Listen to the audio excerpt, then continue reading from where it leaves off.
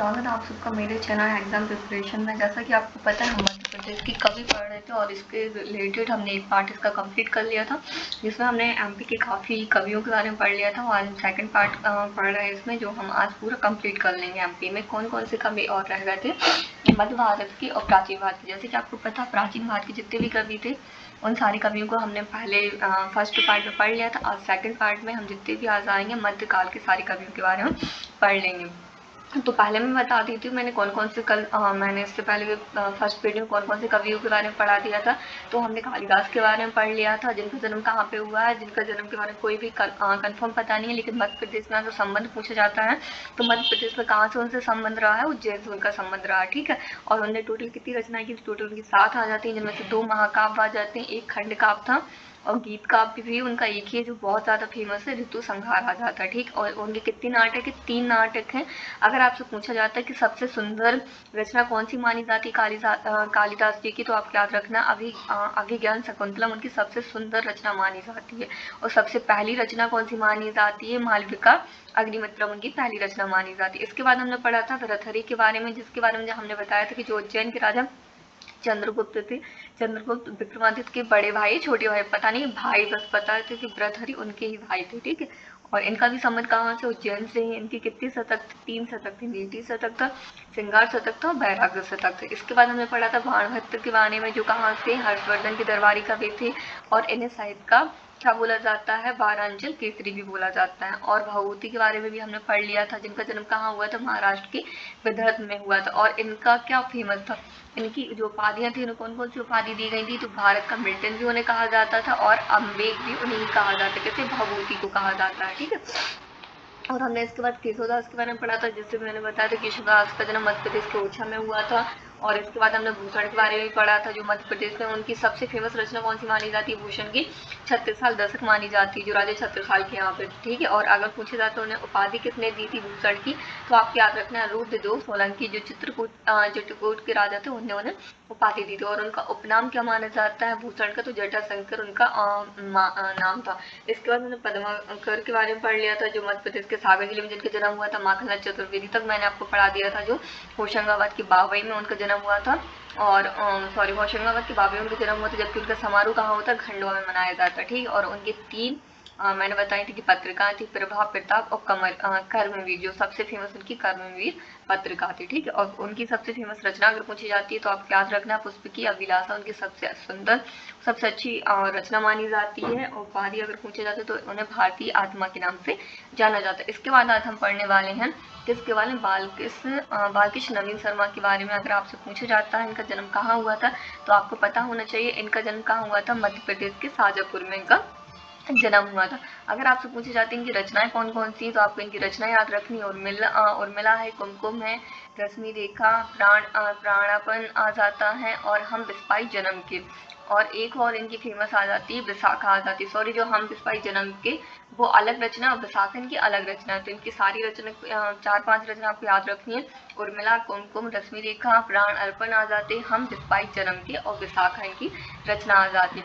इसके बाद तो कौन से कवि आ जाते हैं अगर आप पढ़ते हो, तो मुल्ला रामजू आ जाते हैं। इनका जो नाम है मुल्ला रामजू कहा जाता है। और इनका जन्म कहाँ हुआ था, इनका जन्म भोपाल में माना जाता है। अगर आपसे पूछा जाता है इनका वास्तविक नाम क्या है, तो मोहम्मद सिद्दीकी मुल्ला रामूजी इनका नाम है। और अगर आपसे पूछा जाता है गुलाबी उर्दू का जनक किसे कहा जाता है, तो आपको याद रखना है जो गुलाबी उर्दू का जनक बोला जाता है मुल्ला रामजू को बोला जाता है। बस आपको इनके बारे में सिर्फ इतना ही याद रखना है कि इनका जन्म कहाँ हुआ था, तो आप याद रखना है इनका जन्म भोपाल में हुआ था। इनका वास्तविक नाम क्या आ जाता है, मोहम्मद सिद्दीकी मुल्ला रामूजी आ जाता है। और इसके बाद अगर आपसे पूछा जाता है कौन सी कवि, तो आपको याद रखना है डॉक्टर शिव मंगल सिंह सुमन आ जाते हैं, जिनका जन्म कहाँ, यूपी के उन्नाव में हुआ था। कहाँ हुआ था इनका जन्म, यूपी के उन्नाव में हुआ था। अगर आपसे इनकी रचना पूछी जाती तो आपकी इनकी रचना याद रखना है, हिल्लोर आ जाती है, मिट्टी की बारात, पर आँख नहीं भरी आ जाती है, जीवन के गान, विश्वास बढ़ता ही गया और विंध्याचल भी आ जाता है। और विंध्याचल की एक रचना लिखी नहीं हुई, आप इसको नोट डाउन कर लीजिएगा।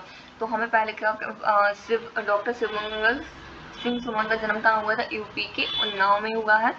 और इनकी रचनाएं कौन कौन सी है, तो आपको याद रखना, हिल्लोर आ जाती है, मिट्टी की बारात आ जाती है, पर आँख नहीं भरी, जीवन के गान और विश्वास बढ़ता ही गया। इनकी सारी की सारी रचनाएं जो आपको याद रखनी, बहुत फेमस इनकी रचनाएं।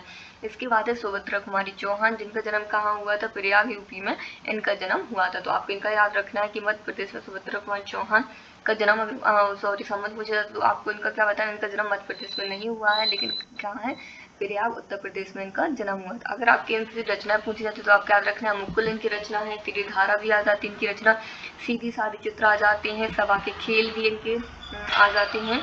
ठीक है, सॉरी मुकुल है, यहाँ पे मुक्त नहीं है, मुकुल है, त्रिधारा है, सीधी सादी चित्र आ जाते हैं, गलत लिखा है, सभा का खेल भी आ जाता है, वीरों का कैसा हो पसंद, जैसा कि आपको पता बहुत फेमस उनकी रचना रही है।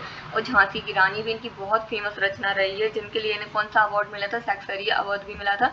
और कौन सी आ जाती है इनकी? विक्रमोर्ति भी एक रचना आ जाती है। तो सुभद्रा कुमारी चौहान की जो रचनाएं पूछी जाती हैं, जैसे कि आपको पता होगा PSC प्री में 2017 में शायद यहाँ से काफी क्वेश्चन पूछे गए थे रचना से संबंधित कि किस कवि की कौन सी रचना। तो आपको याद रखना जो सुभद्रा कुमारी चौहान है, इनका जन्म कहाँ हुआ था? पहले तो प्रयागराज के यूपी में इनका जन्म हुआ था। इनकी रचना अगर पूछी जाती है, यहाँ पे सॉरी मुक्त नहीं है, यहाँ पे मुकुल है, तो आप इसको प्लीज नोट डाउन कर लीजिए। मुकुल आ जाते, त्रिधारा, और यहाँ पे सीधी सादी चित्र आ जाते हैं, फिर वीरों का कैसा हो पसंद, विक्रमोर्ति भी आ जाता है, सभा का खेल, और झांसी की रानी भी आ जाती है। झांसी की रानी के लिए कौन सा अवार्ड दिया था? तो आपको याद रखना शैक्सपियर अवार्ड इन्हें दिया गया था झांसी की रानी के लिए। इसके बाद है गजानन माधव मुक्तिबोध। अगर आपको पूछा जाता है इनका जन्म कहाँ हुआ था, तो आपको याद रखना इनका जन्म जो हुआ था श्योपुर में हुआ था। और इनकी बहुत सारी बहुत फेमस रचनाएं, जैसे चांद का मुंह टेरा, चंबल की छाती भी आ जाती है, सतह पर उठता आदमी अंधेरे में आ जाता है, कामयानी एक पुनर्विचार भी आ जाता है, तार सप्तक आ जाती है, एक साहित्यिक डायरी भी आ जाती है। तो इनकी बहुत फेमस रचना आ जाती है गजानन माधव मुक्तिबोध की। तो आपको इनकी सारी चीजें, पहले तो आपको इनका पता होना चाहिए इनका जन्म कहाँ हुआ था, क्योंकि बहुत से क्वेश्चन ऐसे भी आते हैं कि मध्य प्रदेश की किस कवि का जन्म मध्य प्रदेश में नहीं हुआ है, या फिर वो कौन से कवि जो मध्य प्रदेश से संबंधित नहीं।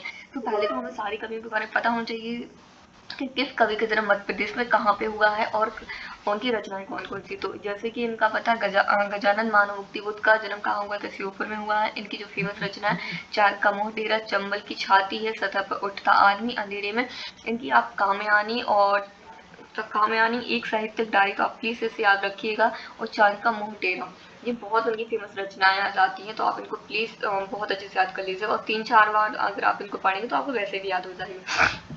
इसके बाद आ जाते हैं आपके भवानी प्रसाद मिश्र, जिनका जन्म कहाँ हुआ था? होशंगाबाद में हुआ था।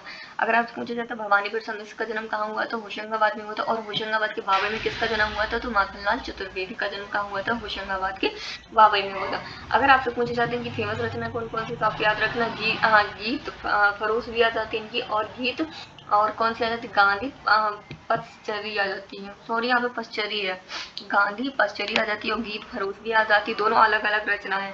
और चकित है दुख आ जाता है, अंधेरी कविताएं आ जाती हैं, अंधेरी कविता आ जाती है, बची हुई रस्सी भी इन्हीं की कविता है, खुशबू के शिलालेख आ जाते हैं, आनाम तुम आते हैं। जैसे कि आपको पता शायद आनाम तुम आते हैं एक MP व्यापम में इस क्वेश्चन को पूछा जा चुका है कि किसकी फेमस रचना है, तो आपको याद रखना भवानी प्रसाद मिश्र की रही है। गीत फरोश आ जाती है, गांधी पसचरी आ जाती है, और चकित है दुख, अंधेरी कविता आ जाती है, बची हुई रस्सी, खुशबू के शिलालेख, आनाम तुम आते हैं। किसकी सारी की सारी रचना है? भवानी प्रसाद मिश्र की सारी रचनाएं आ जाती है। इसके बाद हम पढ़ते हैं हरिशंकर परसाई का। तो इनका जन्म कहाँ पे हो? होशंगाबाद में। तो होशंगाबाद में कितने कवियों को जन्म मिला है? हमें 3 कवियों को मिला। कौन कौन से? भवानी प्रसाद मिश्र का भी जन्म कहाँ पे हुआ था?